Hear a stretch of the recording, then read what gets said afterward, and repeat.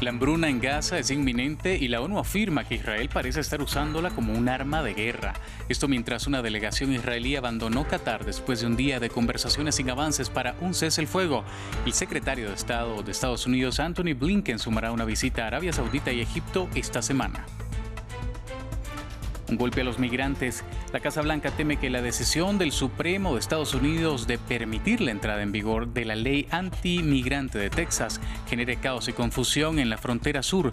La norma permite que la policía exija papeles y detenga a cualquiera bajo sospecha de haber ingresado ilegalmente a ese estado.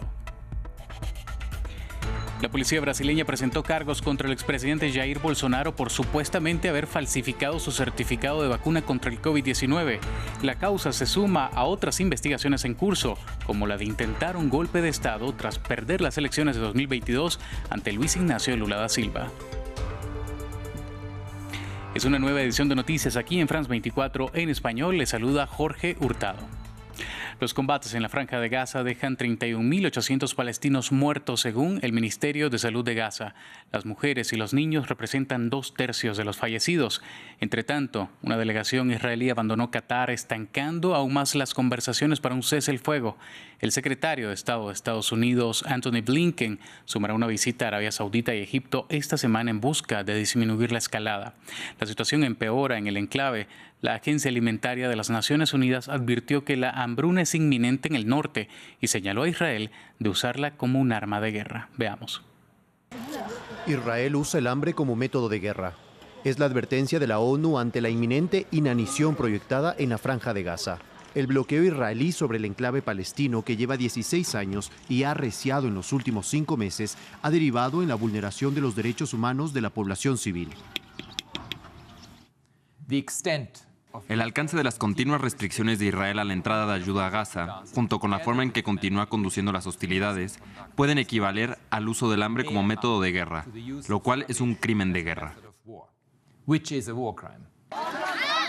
Además, el Programa Mundial de Alimentos alertó de que más de 1 millón de gazatíes, la mitad de su población, sufren niveles de hambre que se considera catastróficos, una cifra jamás registrada. Los adultos dejan de comer para alimentar a sus niños. 1 de cada 3 menores de 2 años sufre desnutrición aguda.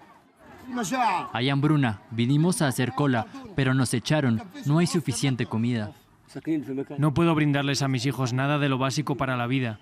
Mi hija me pide huevos duros, pero la situación no nos lo permite y cada vez es peor.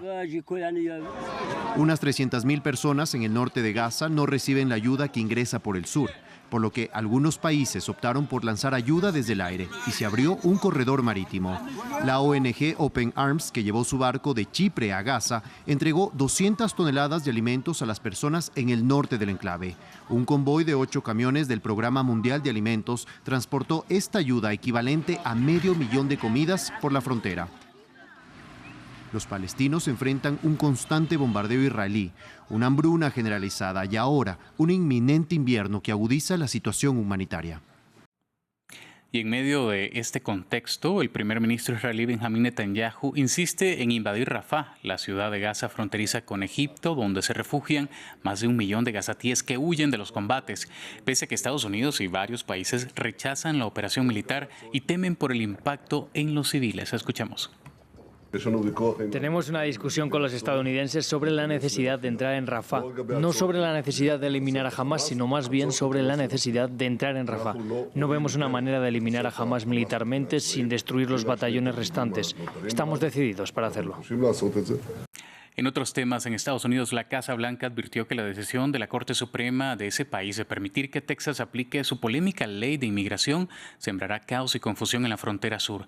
La medida, respaldada por el gobernador republicano Greg Abbott, convierte la entrada de migrantes a Texas en un delito estatal y autoriza a las autoridades estatales a detener y deportar a personas sospechosas de ingresar ilegalmente al país. La ley, conocida como SB4, contempla penas que van desde 180 días hasta 20 años de prisión y, según organismos humanitarios, constituye un duro golpe para las personas en movimiento. Veamos. Al menos temporalmente, la Corte Suprema de Justicia le da a Texas el poder de arrestar y deportar a personas que sospeche entraron ilegalmente a los Estados Unidos. Después de múltiples bloqueos, el tribunal y su mayoría conservadora permitieron al estado fronterizo con México continuar con la implementación de la ley conocida como SB4.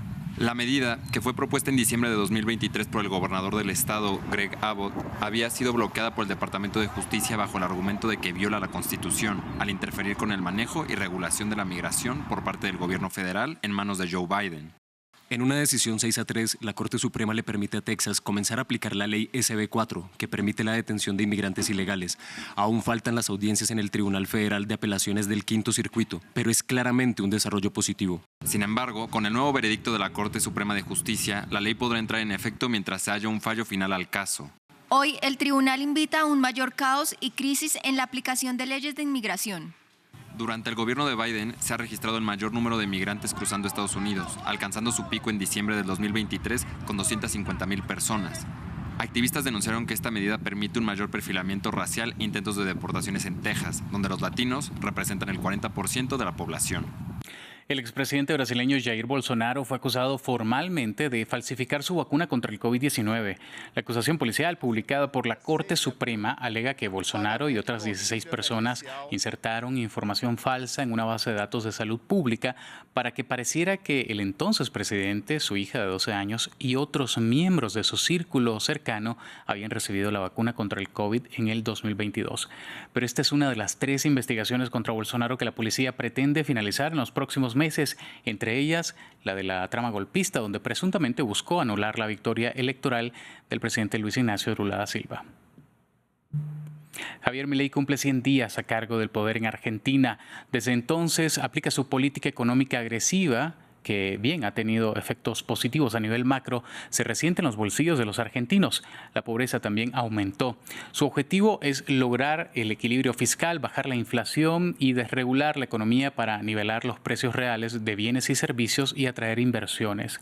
Aunque Milei sigue siendo popular, perdió una parte de la aprobación con la que llegó al poder. Más detalles sobre el balance de la gestión de Milei en el informe de Manuela Cano. La conclusión es que no hay alternativa al ajuste y no hay alternativa al shock. En su posesión, el 10 de diciembre de 2023, Javier Milei auguraba un radical cambio en la economía argentina.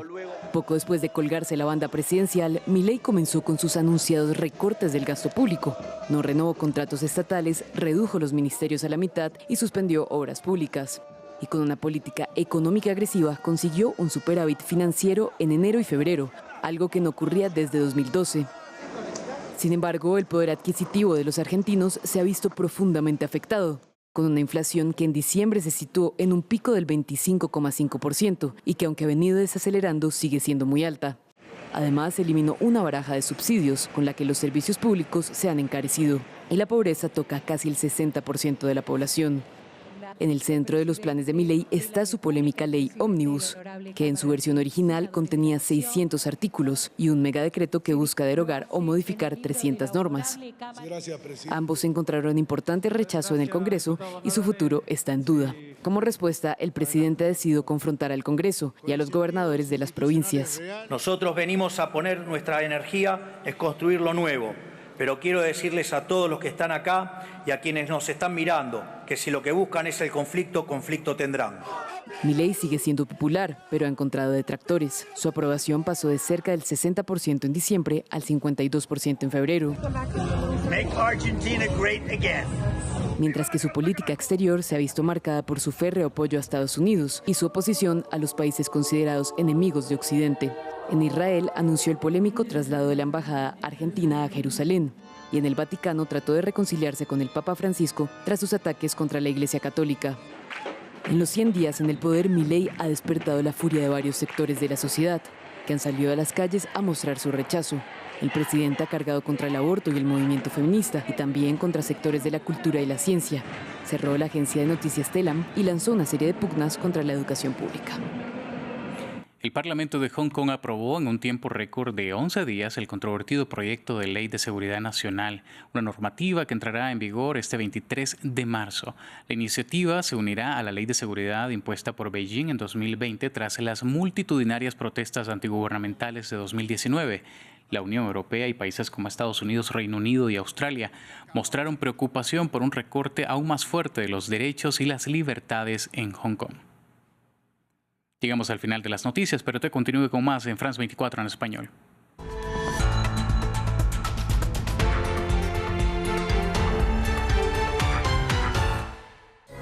Una semana en el mundo. Cada viernes repase las grandes noticias internacionales de la semana, junto a periodistas expertos que proporcionan contexto y puntos de vista sobre los acontecimientos más relevantes de los últimos 7 días.